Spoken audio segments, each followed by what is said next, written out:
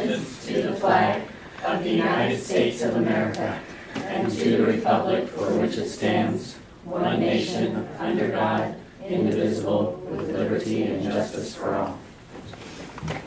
Thank you. Roll call.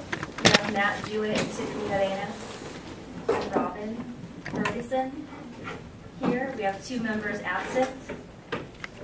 You have to say their names. And Cabinet is in attendance. I want to welcome everyone to tonight's meeting and remind the audience of the request to address board cards that must be completed and submitted to the board secretary if they wish to speak to an agenda item. Board policy provides for 2 cards.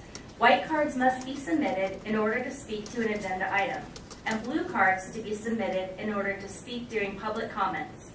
Policy also states there is a 5-minute maximum time limit per speaker. Due to the open meeting law, board members are not allowed to address items that are not on the agenda. If you do not want to address the board but wish to give your comments in writing, you can do so on a goldenrod sheet, and all members will receive a copy. Can I have an approval of the agenda? I move the governing board approve the agenda as presented. Second. It's been moved and seconded. All in favor? Aye. Any opposed? Motion passes. We have approval of the minutes from the August 21st regular board meeting. Can I have a motion? I move the governing board approve the minutes as submitted. Second. We have a motion and a second. All those in favor? Aye. All those opposed? Motion carries. We Aye. have approval of minutes from the special board meeting and executive session held on August 7th, 2012.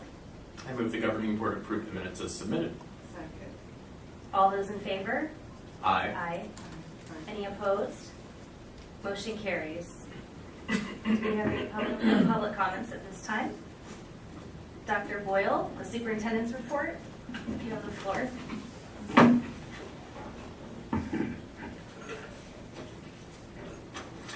This evening I have an award to present to the governing board. The Excellence in Financial Reporting Award is given to districts that take specific additional steps to ensure complete and transparent financial reports. After issuance, these reports are reviewed by yet another auditor against a rubric.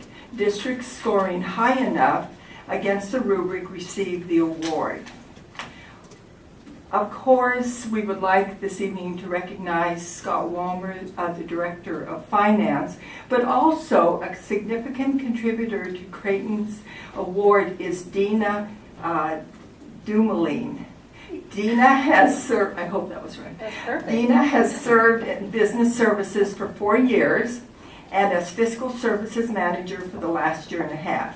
During that time, she has increased the efficiency and effectiveness of the department. It would be remiss to receive this award without acknowledging her work. So first, I would like to present to the board this plaque that says, "This Certificate of Excellence in Financial Reporting is presented to Creighton Elementary School District number 14 for its comprehensive annual financial report for the fiscal year ended June 30th, 2011. So let me present that to you. And then also this evening, we have a certificate for Dina, so if you would like to present that to Dina. Dina, would you please come up?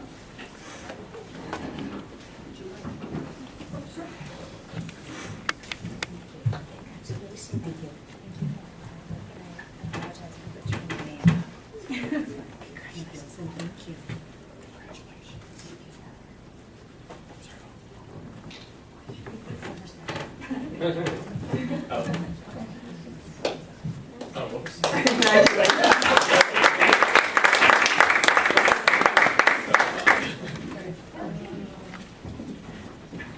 Oh, in addition, the Creighton School District will be holding a governing board candidates night to introduce the people who will be running for office on our board on the November 6th election. The time is Tuesday, September 18th, which is our next governing board meeting, and it will be held at 6 p.m. at Larry C. Kennedy School Multipurpose Room, 3609 North 27th Street. And I'm inviting all of you and other people in the community to please come and meet your Creighton School District candidates. The candidates are for a 4-year term, and they are Robin Ferguson, incumbent, Annette Sexton Ruiz, Jeannie Simons, and Donna Young, incumbent. So again, it's a great evening to meet the candidates, and I invite everyone to attend. Thank you. Thank you, Dr. Boyle. We now have the approval of consent agenda. Is there a motion? Move the governing board approve consent agenda items A through D in accordance with policy BEDB-R. Second. It's been moved and seconded. All those in favor? Aye. Any opposed? Motion carries. Next, from Educational Services, Dr. Lynn Spiller. The background on this agenda item is that Creighton follows best practice by developing and implementing an ambitious district assessment plan to provide data to drive instruction, identify students who are not on course to meet grade level standards at the end of the year, and to evaluate program effectiveness. Dr. Lynn Spiller, Director of Research and Evaluation, will describe the Universal Screener data comparing 2011-2012 achievement with 2012 to 2013 Fall Universal Screener data.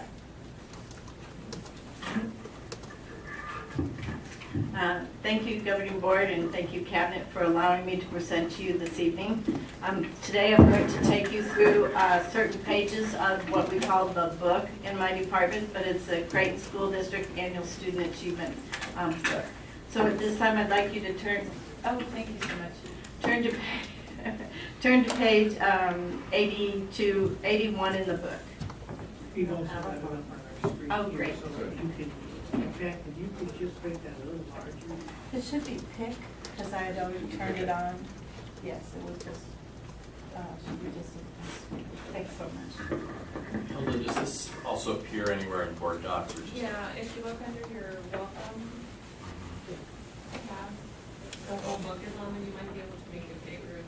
Under important, oh, there it is, information. Thank you. And you'll just have to go to But page you don't she's go. on. You can go a little smaller. And Dr. Spiller, you said page 82. Oops, I'm sorry. I said I would like you to be 81. Sure, what I think you. It goes to 70. Yeah. Yeah, it's page 84 of the document, 81 of the, 84 of the PDF. Did you find it, Robin? Yeah, I just went backward. I went on the up arrow and it went backward. We're ready, Dr. Spiller, whenever All you right, are. thank you. Thank you. I just would like to talk a little bit about Arizona's accountability plan. And Arizona's accountability plan called AZ Learns. One of the components of AZ Learns sort of double counts students. The students that are double counting are those students in the lowest 25th percentile rank. So what's important about that is some of the data I'm going to describe for you actually infers for us actions that we need to take with those students, how we identify them, and then what programs we provide for them if they're below grade level.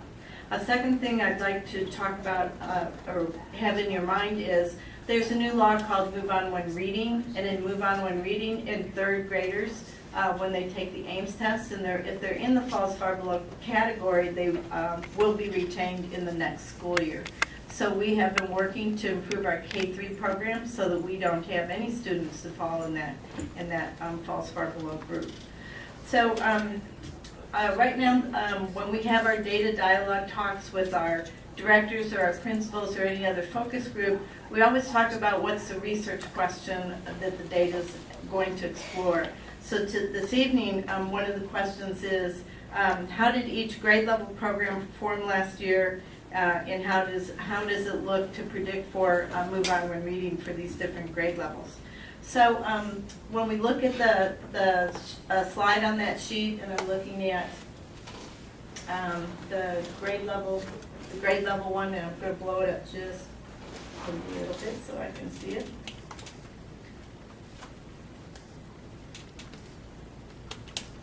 So as we look at this grade level sheet, and I'm comparing last year to this year, what we actually see is kindergarten is flatlined, but they have a high percent proficiency at 83%.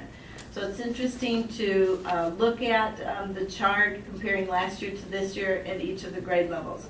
So as we look at first grade, we see just an incremental growth. Second grade looks about the same. Third grade, lost 1%. And then fourth grade had some increase. So if we look at our K through fourth grade program, we actually don't see a remarkable growth from last year to this year.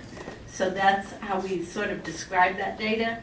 And it concerns us because these are grade level universal screeners, and the goal is 100% of the students should be mastering that test.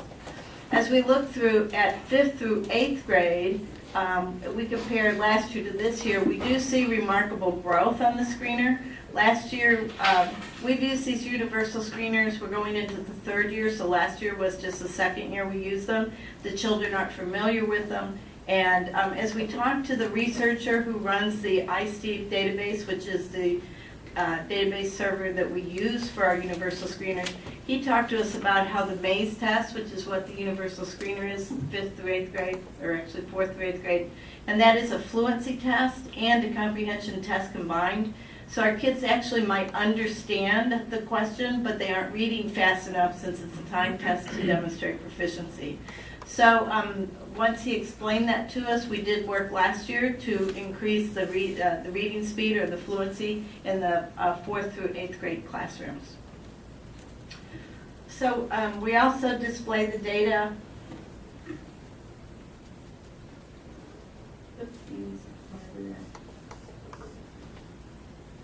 We also display the data comparing all of the kids at the grade levels for each of the sites.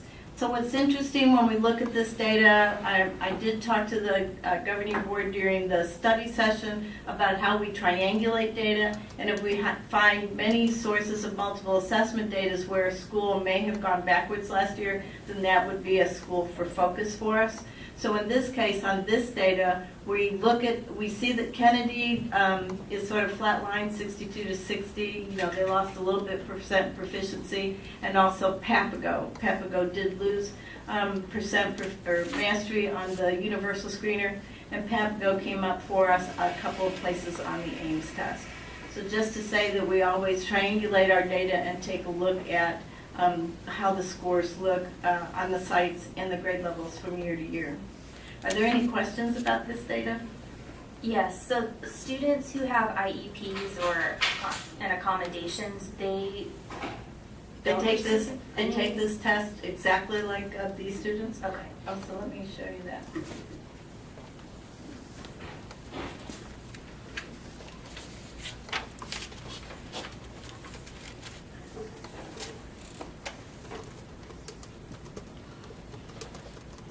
Should have brought my mouse.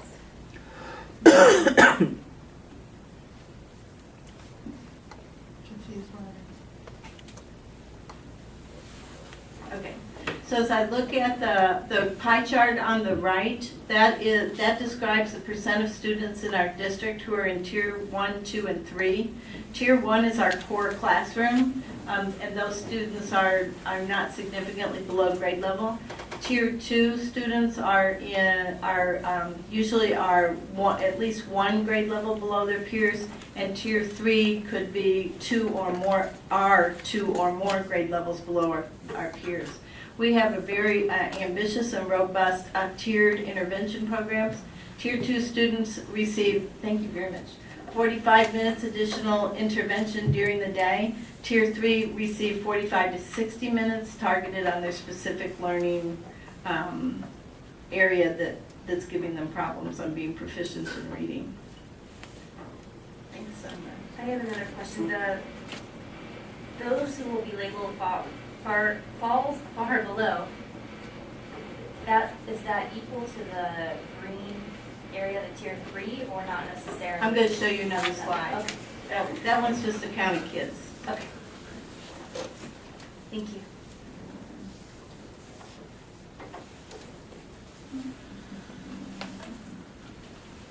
How did I have a mouse? Okay, so on on 82, and I think I'm on page 82 right now. What we're looking at is last year compared to this year. So the slide on the left is last year's data by site, and the slide on the right is this year's data by site.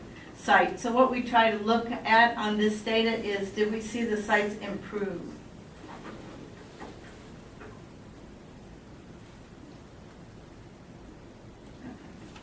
So, I tell you, that was exciting. So as we look at these slides, so you can notice that Biltmore Prep significantly decreased or increased their mastery group and decreased their frustrational group. So with our universal screeners, we don't have falls far below, approaches, meets, and exceeds. What we have from the iSteep screeners are these categories, which are frustrational, instructional, and benchmark or mastery. What iSteep recommends is students that are in that frustrational group are significantly below their peers, and you must intervene. So that's our rule about frustrational. Instructional means they can actually receive their grade level instruction within the classroom. It's just they're going to need additional help. So they might need guided reading groups. They need some kind of modification to their program because they are at least one grade level below their peers. And then the mastery students are on track on being proficient readers by the end of the year. So it's really important to our sites that we present to them the data that shows what their frustrational groups are. So we aggregate the data all together just so we can compare our sites to get, because that's all we have is comparable data to give us some insight on what programs might be working for our students or what programs need support from the district office or maybe the sites themselves in order to accelerate students' achievement. So any questions about the grade level charts? I mean, those are the site level charts. So as I scroll down, let me do that.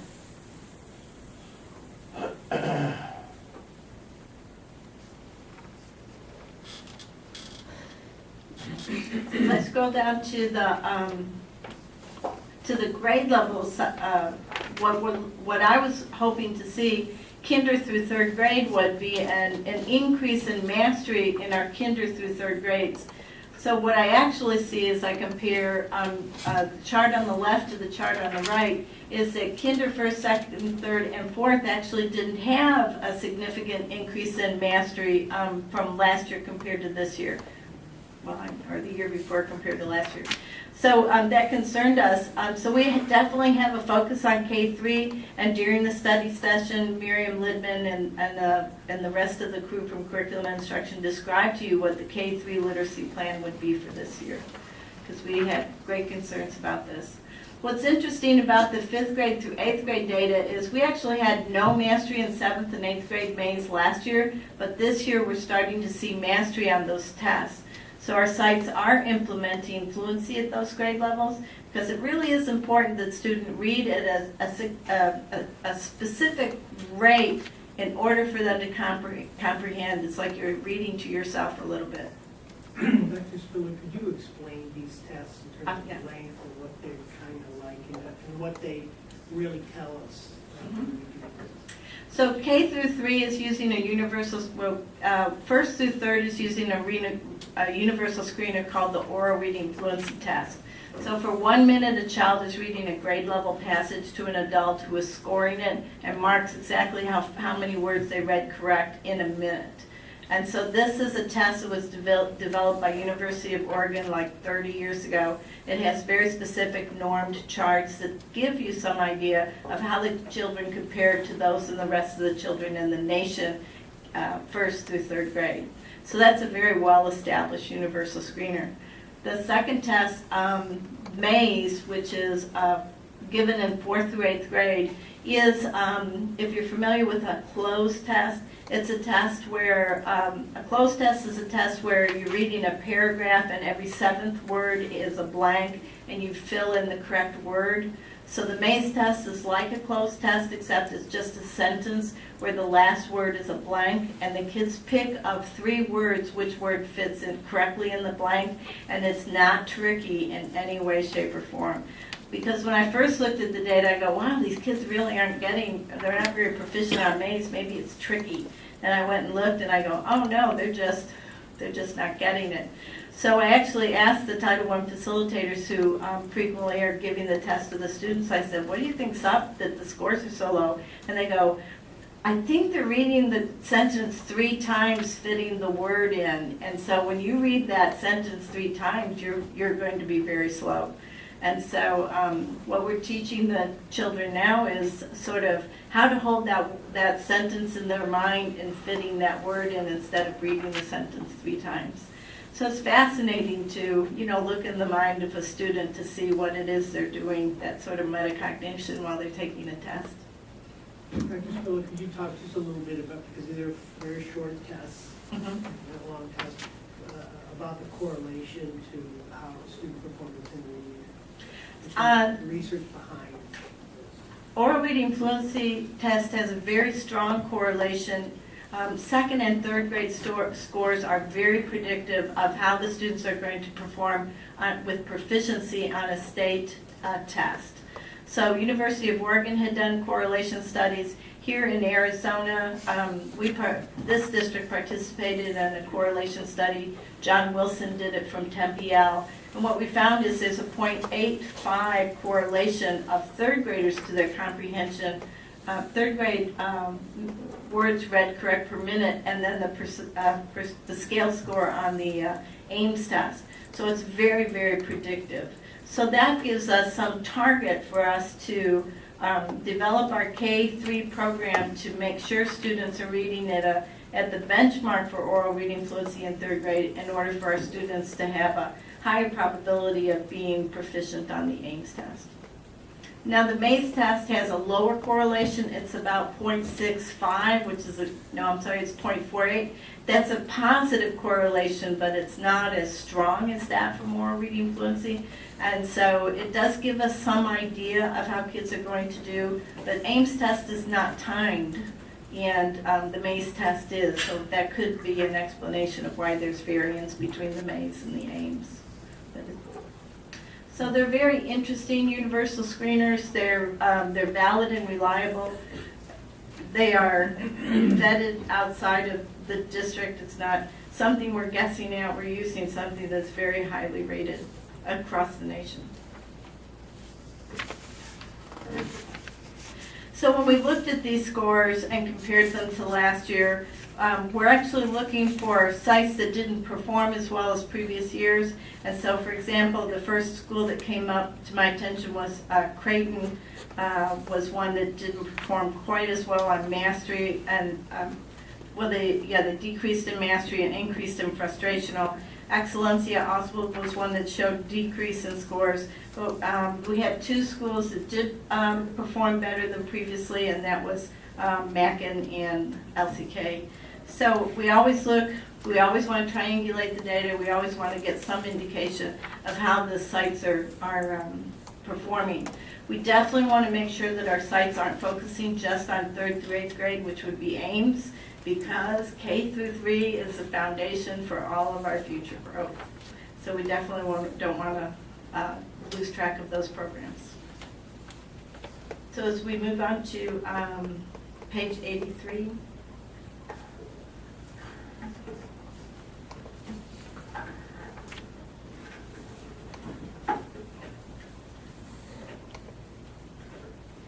This is the area where we're actually doing a little program evaluation on our tiered intervention programs. So I receive information from all the sites on what students have received a tiered intervention. Tier 1 is our core classroom. Tier 2 is our students that are 1 grade level below their peers. Tier 3 is our 2 or more grade levels below our their peers.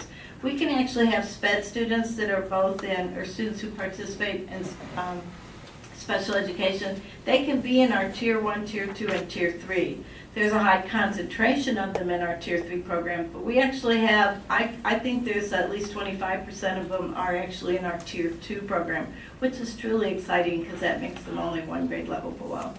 So as we look at these programs, we can actually see that Tier 1 program actually had a decrease in mastery by 1/10.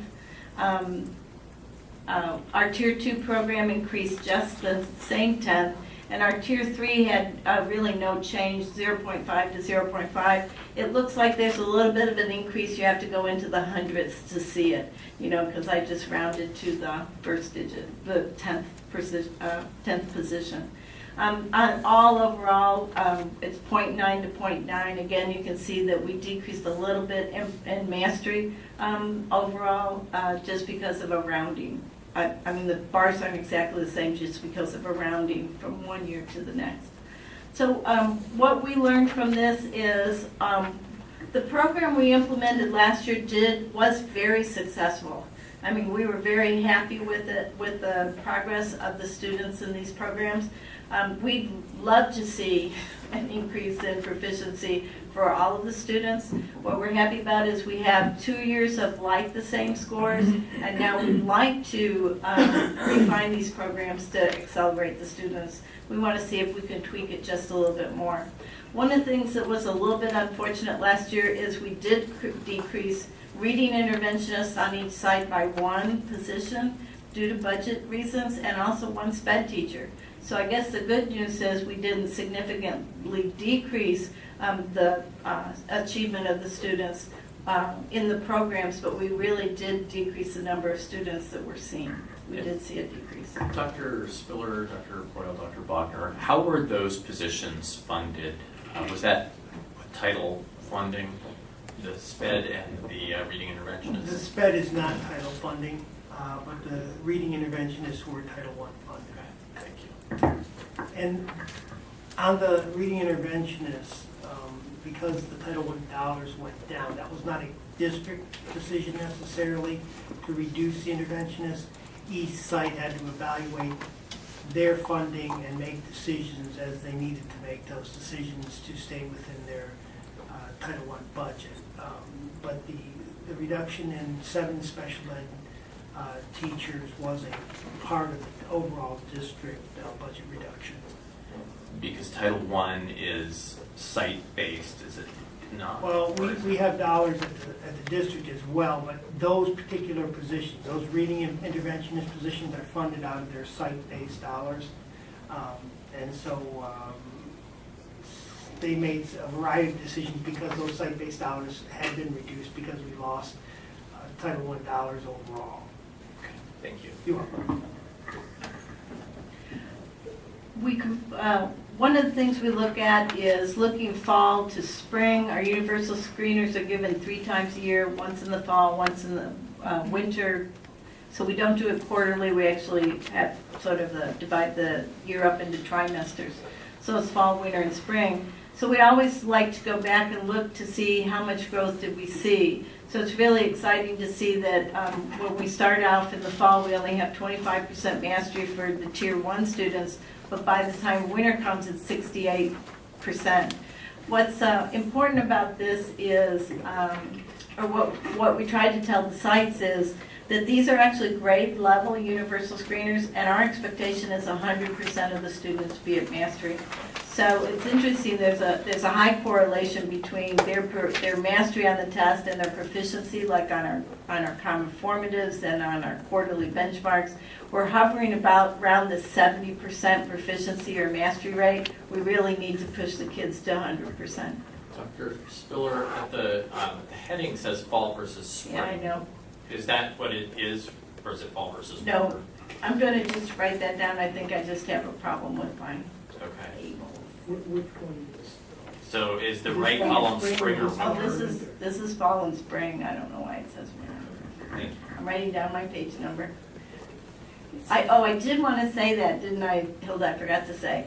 This book is draft until like September, and hopefully I'll find all of those inconsistencies before then. So that was this one anyway. So could I ask you again, the chart that you just described, is that fall versus winter or fall versus spring? I'm pretty certain it's fall to spring. Okay. But I'll check it.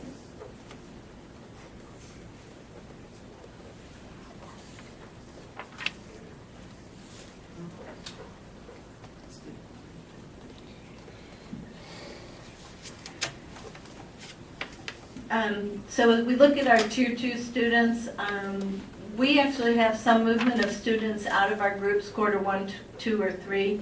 I mean, particularly following a universal screener. But we don't try to exit our students in the middle of a program. So for example, our program, SRA Corrective Reading, actually recommends that the children have a certain number of lessons. And if our students, if a universal screener comes in the middle of that, and they actually have increased their scores enough to maybe graduate out of Tier 2, we might hold them in that program until they finish that whole program and then move them out into the core classroom. So we actually have, a couple of safety nets for students in our tier program. They actually need to have, three progress monitoring scores that are at benchmark. We like to test them with another test. We listen to the recommendation of the teachers and the reading interventionists. So we have a lot of, we try to have multiple assessments to review the student data before they're exited from the program. So that's always interesting data. So these, the second group of kids that I'd like to show you are the Tier 3 kids. It's really important that our Tier 3 kids are 2 grade levels below their peers, and we actually are able to move 10% of them to mastery in any year. At the end of the year, they're screened on the universal screener, but in the fall, they're going to be all screened again, and they'll be placed in the programs appropriately for whatever the fall screener is. So is there any question about our tiered programs? The following chart, pages 84 to 87 are going to show each of the sites at each of the grade levels.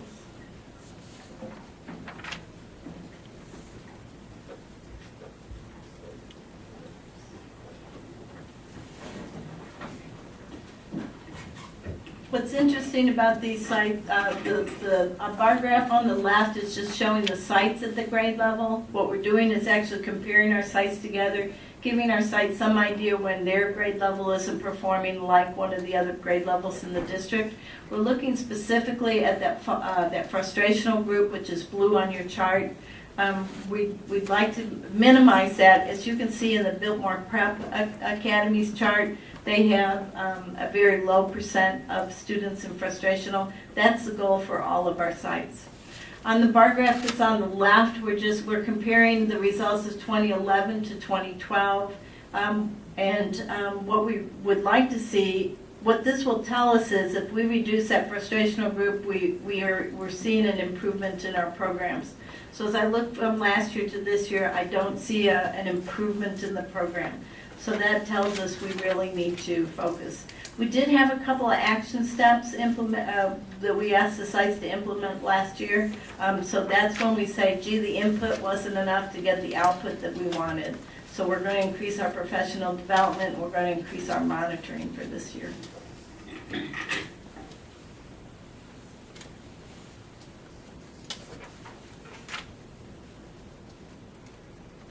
As we look at 3rd and 4th grade and we look over at Biltmore Prep, we can see that they have actually decreased frustrational to 0%, which is what we'd like for all of our sites, because these are the students that will be in our bottom 25th percentile rank, which would be, like I said, it's double counted for AZ Learns. So when we look at the program, looking at last year to this year, on 3rd and 4th grade, we don't see a remarkable change in the % of students in each of the categories.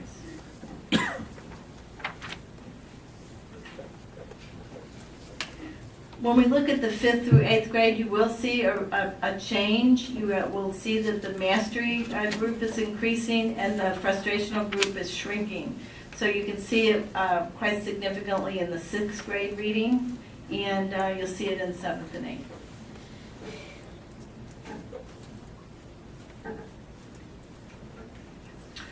So we're going to help the sites to focus on increasing the reading fluency of our middle school students as they start moving on to plan for career and college readiness.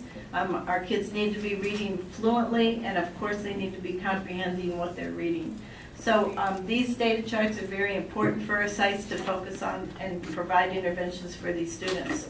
Now, one of the things we're working on right now is identifying when a student needs an intervention and when we actually have a class-wide, the classroom actually requires an intervention. And the rule right now is that the median of a class is in the frustrational range, and that requires the whole class to receive an intervention. So that's something we're going to help the sites identify this year, make sure they're using the appropriate intervention in a classroom, and that will free up our reading interventions in order to meet with the students who are 2 or more grade levels below their peers. Dr. Spiller, and I think I heard a light bulb go off over here, so it might have been something that someone else realized as well. It looks like, as I'm looking through the different grades, I assume that's what that is at Yes, I'm sorry, that is 1, 2, great. 3, 4, 5, 6, 7, 8. Uh-huh. It looks like all the schools have the same numbers for each grade in here. So Biltmore Prep, at least Oh, it does, doesn't it? at least in 3rd through 8th, they all. Thanks for pointing that out. I So, see the pattern. I was going to say there's no real variation among the schools from one grade to another. It's amazingly consistent. Wow. And you're the first one that's picked that out. This book's been out since July. Wait, what page am I on? Okay, 7.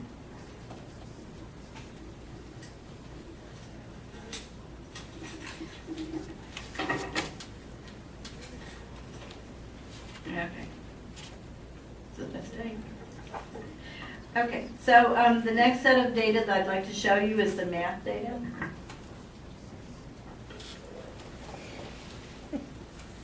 Wow. Math data shares a page with Kinder right now. We did implement Kinder oral reading fluency in the spring. And it's actually Kinder students who are being tested with the 1st grade fall oral reading fluency test. So the new Common Core standards actually require that Kinder kids leave Kinder reading, and that's actually a high expectation for our Kinder students. They really need to go into 1st grade already reading because 1st grade actually is working with text that has a level of complexity and the Lexile level of 2nd graders now, or current 2nd graders. So we really do need, we've asked our Kinder teachers to make sure the kids are proficient on their letter names and sounds by December so that they have text in front of them starting in January, so that by the end of the year they are, being a little bit more proficient as readers. The goal we're looking for is at least 19 or 20 words read correct per minute. So you can see some of our sites are already reaching that benchmark for Kinder kids here in the spring. Dr. Spiller, Dr. Bogner, and Dr. Boyle, what is it typical that our students come into kindergarten with a fair degree of letter recognition? I actually have, I think, 10 years of data that shows that our kids really don't know their letters when they enter kinder. So, wow, in 1 year, we are expecting them to go from learning their alphabet to reading. We actually expect them to go from not knowing English to reading English in kindergarten. And that, I think, is amazing. I think that raises a lot of significant issues for people above our policy level about how you prepare kids earlier. I would have a hard time suggesting parents whose children are not ready move in, to kindergarten before they're 6 years old. My mother, being a preschool director, said when she was briefed on the Common Core standards, she said, well, kids are going to be going to kindergarten at 7 or 8 with these, unless we really improve early childhood. Definitely could use preschools, absolutely. Okay. Because what we do in kindergarten now, or in the past, needs to move down to preschool so the kids are print ready, so that when they go to kindergarten, they are readers. And there are certainly other social and emotional skills too that probably precede that even. So, thank you. I actually observed in kindergarten classrooms this week. We're doing our T4S sweeps right now, and my donor kindergarten teachers earn their pay. I can imagine. First week of school. I take my hat off to them. wonderful organizational skills. And they're so kind. Okay, so that's, I did want to show you the Kinder scores. It's fascinating for us to look at. Oftentimes I ask people to guess what they are before they see the charts because we have assumptions in our minds, we have biases, so it was really nice to look at the scores and see we had an increase from last year to this year. So we look at math. Math we've only given 1 year of math data. We only have 1 year of math data, so I couldn't compare last year to this year for you. I can just show you what fall last year looked, fall to spring. We did have remarkable increase in math fluency, but you can see that it actually didn't exceed 50% or 60% even. So we were disappointed in our initiative, how it, so we always evaluate, well, what was our input last year? What was our professional development? Did we monitor? Did we coach? What support did we provide to the site? So this year we definitely have a much stronger action plan on our math fluency. Wested's has provided us with a coach from Vail who actually implemented math fluency in the Vail School District with remarkable results. So we're excited about our math initiative for this year.